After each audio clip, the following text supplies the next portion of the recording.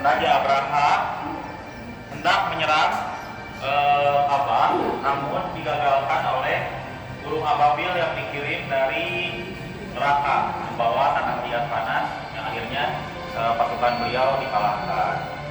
Nah ini juga di Galeri Rasulullah ini kita ditulis lukisan ini dilukis oleh seniman asli Jawa Barat. Nah kalau sebelah kanannya itu ada jalur atau peta dari pergerakan pasukan gajahnya milik Abraham. Nah kalau di sini ibu bisa lihat, di sini peristiwa tersebut dituliskan atau dimasukkan di surat Al-Fil ayat 1 sampai 5. Gitu.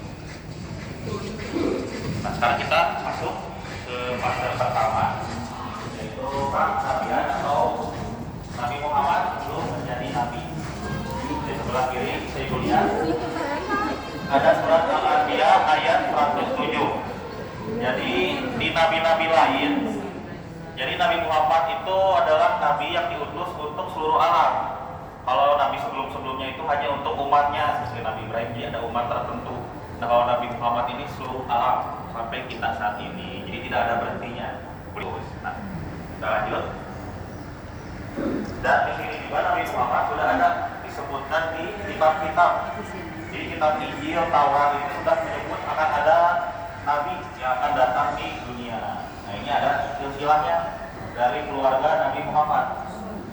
Dari Usoy, leluhurnya lahir pada tahun 400 Masehi hingga ke cucunya Al-Hasan dan Al-Husain. Kalau di sini ibu juga bisa lihat ada sebuah pohon, namun di sini ada pohon silsilah nabi. Yang bisa dilihat yang berdaun emas itu nabi-nabi dari Nabi Adam hingga Nabi Muhammad Sallallahu Alaihi Wasallam. Nah dan juga jadi ini ada sanatnya nyambung ibu. Jadi dari Ibrahim nanti lanjut ke Ismail, dari Ismail lanjut lagi ke Muhammad. Pohon nabi namanya. Kalau yang hijau? Kalau hijau itu cuma pelengkapnya aja ibu, nggak ada tuh. Kalau nabi pohonnya emas. Manusia biasa. Nah ini kita masuk ke masa kecilnya Nabi Muhammad. Jadi Nabi Muhammad ini ketika lahir langsung dirawat oleh ibu susuannya. Namun ya setelah itu dikembalikanlah ke pangkuan ibundanya pada usia 4 tahun. Namun Halimah itu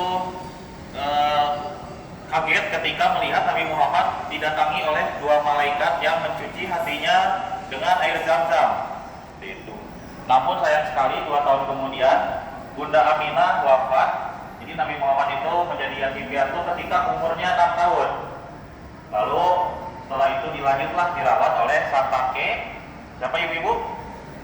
Abdul Muthalib. Nah, jadi Abdul Muthalib ini juga merupakan tokoh yang disegani di tengah-tengah suku Quraisy. Namun beliau sangat sayang kepada Muhammad dan akhirnya kita bisa lihat juga ada fase menggembala di mana Nabi Muhammad diajarkan untuk menggembala dan juga berdagang. Nah di fase berdagang ini akhirnya Nabi Muhammad bertemulah dengan sang istri Siti Khadijah. Di sebelah kiri bisa dilihat juga ada media interaktif, kalau ibu mau coba boleh. Jadi tentang pernikahan Muhammad dengan Siti Khadijah.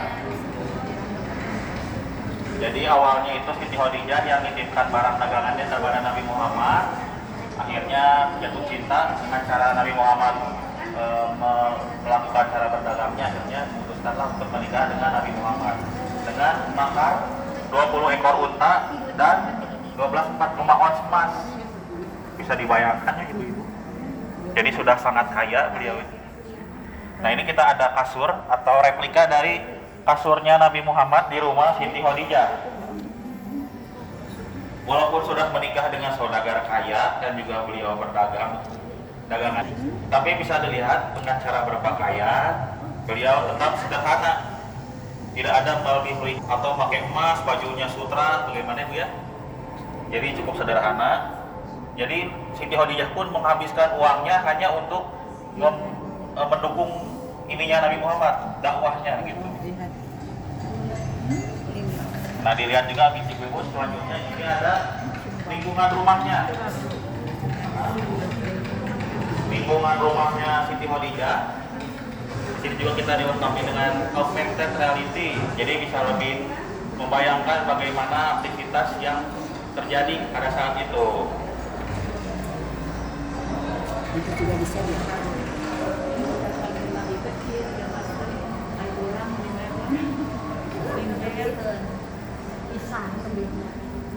Nah, kita lanjut lagi, di sebelah sini ada perabotan yang ada di dalam rumah Nabi Muhammad. Perabotannya juga sama, tidak ada yang bermewah-mewahan, tidak ada emas, perak. Jadi cuma ada tanah liat dan juga anyaman, seperti itu ibu-ibu. Setelah itu kita masuklah ke sejarahnya kota Mekah, terbentuknya seperti apa. Jadi dahulu itu kota Mekah merupakan sebuah daerah yang sangat gersang, namun ketika pada zaman Nabi Ibrahim mulailah ada kehidupan. Dan juga ketika itu pada saat Nabi Ismail kasih sayang Allah pun akhirnya muncul mata air yang namanya Zamzam sebagai sumber kehidupan. Nah ini ada maket dari Masjidil Haram. Jadi pada saat itu Masjidil Haram banyak dikelilingi oleh orang-orang. Tidak seperti sekarang. Seperti yang kita lihat ada batu-batu yang dikelilingi itu dalam rumah. Nanti Nabi Muhammad pun akan membebaskan atau memerdekakan Masjidil Haram dari penawar-penawar.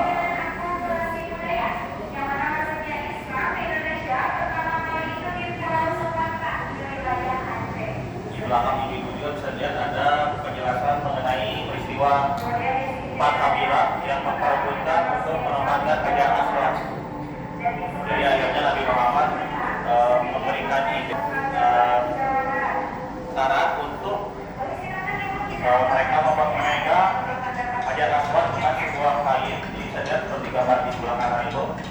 Jadi tidak ada yang memperebutkan siapa yang ingin megangnya. Akhirnya Nabi Muhammad memberikan uangnya untuk mereka. Akhirnya berempat bersama-sama membawa Hajar Aswad. Nah kalau di sini ada kiswah sebagai tempat untuk menutupi Ka'bah, kain yang menutup Ka'bah. Kalau dulu itu menggunakan kulit, sekarang sudah memakai kain sutra dan juga berlapis emas. Kalau di sini ada bentuk-bentuk Ka'bah dari pasang ke pasang. Ke fase terakhir yaitu persebaran Islam di Jawa Barat, yang mana masuknya Islam di Jawa Barat. Nah, sekarang kita persiapan memasuki Yang masuk Gua Hiro. orang. Ibu-ibu sudah siap masuk ke Gua Hiro? Ya. Hati ya. Nah di sini di Gua Hiro ini Nabi Muhammad mendapatkan wahyu pertama dan juga kita akan melewati dari ini dari biji masuk ke ruang berikutnya. Nah di sini masuknya 20 orang dulu. Nanti Ini aku dua-dua ya.